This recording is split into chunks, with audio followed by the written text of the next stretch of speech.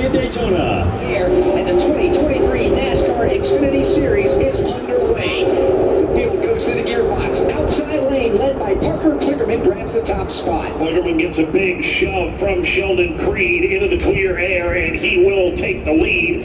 No drafting help down low for Cole Custer. Justin Allgaier trying to hustle up onto his back bumper as they hit the victory road. Parker Kligerman may have got too much of an advantage. He was about 3-4 car lengths out in front, and he has now been caught. He is on the outside of the racetrack, and here comes Sheldon Creed up behind him.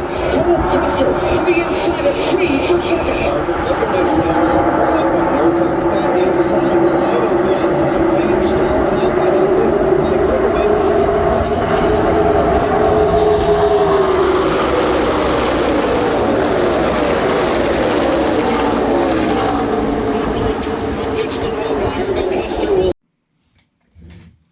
Hey everybody, welcome back to another Diecast review. Today we are taking a look at Austin Hill's 2023 Beef It's What's for Dinner 300 champion. This was the Daytona season opener.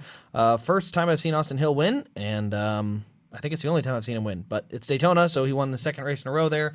And it's in the same paint scheme, basically. A couple small things different, but yeah, I was at this race, so this is one that I actually got for my personal collection, and I didn't get any extras. So if you're looking for it, I ain't gonna have it. But I do have last year's if you're looking for that one, so, you know, enjoy. But let's go ahead and talk about what we've got this year. As our first Xfinity win is here, let's talk about what we've got. So first things first, we got the new Xfinity win sticker for this year, looking awesome. I love the new outline with the NASCAR colors behind it, and then the NASCAR 75th anniversary diamond in the middle. Just makes these things look a little, how do I say, not cheap. They looked really cheap before, and now they actually look really cool. Then you got here the Daytona win card, Beef It's What's for Dinner 300, February 19th. Flip it around to the back. Time of the race, 2 hours, 21 minutes. Started first on the afternoon or the night. 125 total laps, 8 cautions for 32 laps, and he led 125 lap. No, he did not. Good Lord, Lionel. He led every lap of the race. Not one other person led a lap, even though Junior Motorsports was 1, 2, 3, 4 coming around with 10 to go, and they somehow utterly choked this race away. But yeah, that ain't right. So yeah, he did win under caution, but he did not lead every lap.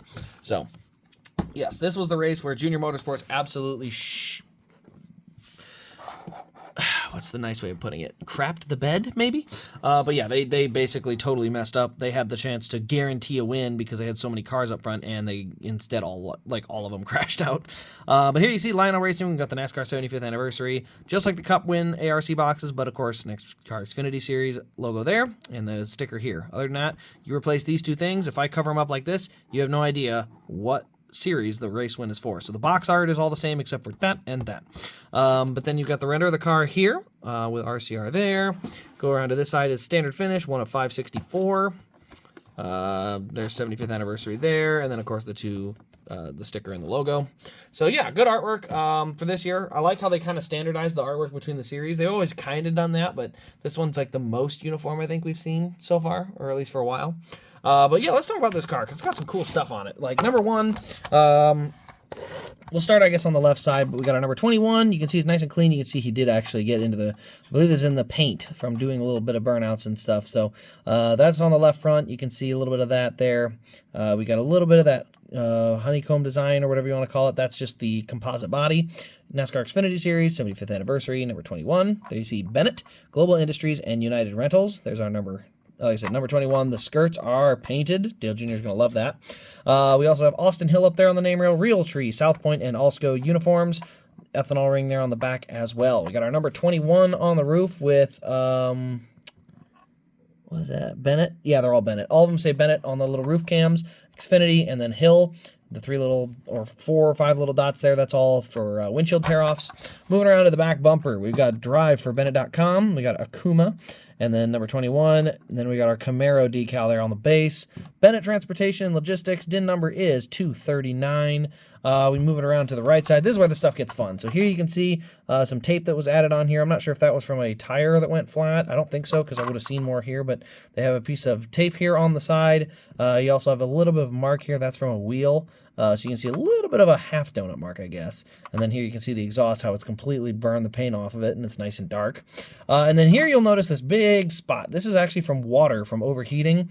And so the thing was just spewing and spewing and spewing, which means that when it was driving through dirt or dirty air or a lot of other stuff, it was picking it all up and sticking it to the side of the car. That's why you'll see that big brown spot kind of just right here on the top, because the water blows out right over here, and then it was just leaking all over here, because it was happening after, I believe, he had celebrated the win. This isn't, if it was under speed, it would be sprayed all over here, but under caution or red flag, it spews from there. So there you see the honeycomb type design there on the right front as well. Again, part of the composite body.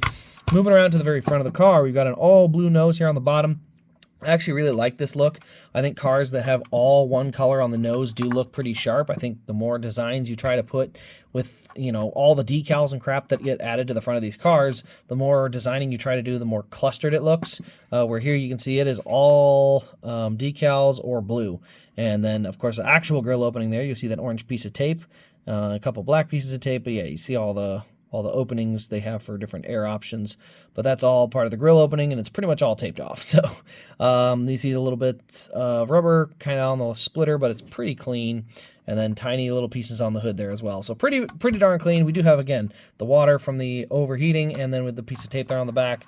But overall, it was a good race. I think it was the best race of the weekend, to be completely honest. So I did enjoy it quite a bit. But I'd be lying if I said Austin Hill is my favorite. He's probably one of my least favorite Xfinity guys, mostly due to some bitterness from him taking Moffitt's ride after 2018 in the Truck Series.